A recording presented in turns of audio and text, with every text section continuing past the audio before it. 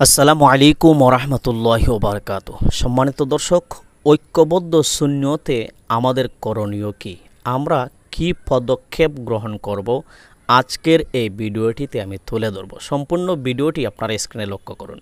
সম্মানিত দর্শক, বলছিলাম মজলুম ফিলিস্তিনের পক্ষে ইসরায়েলের বিরুদ্ধে প্রতিবাদী সমাবেশ কেন্দ্রিক আহলে সুন্নাত ওয়াল জামাতের সকল পীর মাশায়েখের উদ্যোগে আগামী ২৬ তারিখ এক বিক্ষোভ সমাবেশের আহ্বান করা হয়েছে। ঠিক তখন সময় এই ঐক্যবদ্ধ সুন্নিয়তকে বিশৃঙ্খলা এবং বিনষ্ট করার জন্য একদল লোক উঠে পড়ে লেগেছে। সারা বাংলাদেশে এক উত্তাল সৃষ্টি হয়ে গেছে ২৬ তারিখ কেন্দ্রিক এই বিক্ষোভ সমাবেশকে নিয়ে।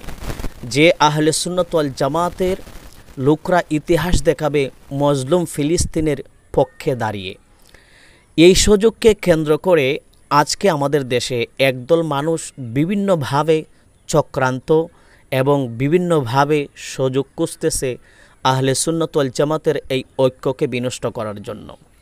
কেউ তার উস্তাদের পরিচয় দিয়ে ফেসবুকে পোস্ট করতেছে, কেউ বা ১ বছর, ১.৫ বছর, ২ বছর আগের ভিডিও ক্লিপকে ফেসবুকে আপলোড করতেছে। হ্যাঁ, এটা মেনে নিলাম যে আমাদের আহলে সুন্নাত ওয়াল জামাতের মধ্যে একটা দূরত্ব ছিল, এক দরবার আরেক দরবারের সাথে একটি ভুল বোঝাবুঝি ছিল।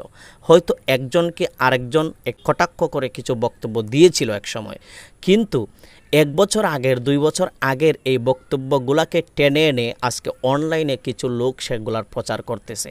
এগুলো প্রচার করার মানেটা কি? মানে হলো এটাই যে এই ১ বছর আগের, ২ বছর আগের ভিডিও ক্লিপগুলা অনলাইনে প্রচার করে তারা আমাদের আহলে সুন্নাত ওয়াল জামাতের এই ঐক্যকে বিনষ্ট করতে চাচ্ছে। আমাদের আহলে সুন্নাত ওয়াল জামাতের পীর মাশায়েখ এবং যারা যুব আলেম ওলামা রয়েছেন তাদের মধ্যে একটা দূরত্ব ছিল এবং তাদের মধ্যে একটা ভুল বোঝাবুঝি ছিল। সেই ভুল বোঝাবুঝি এবং দূরত্ব সব কিছুকে পিছনে ফেলে দিয়ে ঐক্যবদ্ধ সুন্নিয়ত গঠনে তারা এগিয়ে এসেছেন।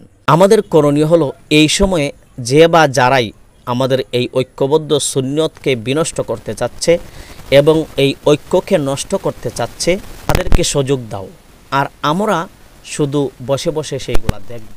ইনশাল্লাহ বাংলাদেশ এক নতুন ইতিহাস করবে এই ঐক্যবদ্ধ সুন্নিয়ত আগামী ২৬শে এপ্রিল মজলুম ফিলিস্তিনের পক্ষে আল্লাহু আকবরের ধ্বনি এবং নারে রিসালাতের ধ্বনির মাধ্যমে। আল্লাহ তাআলা যেন আমাদের এই ঐক্যবদ্ধ সুন্নিয়তকে কবুল করেন। আসসালামু আলাইকুম ওয়া রাহমাতুল্লাহ।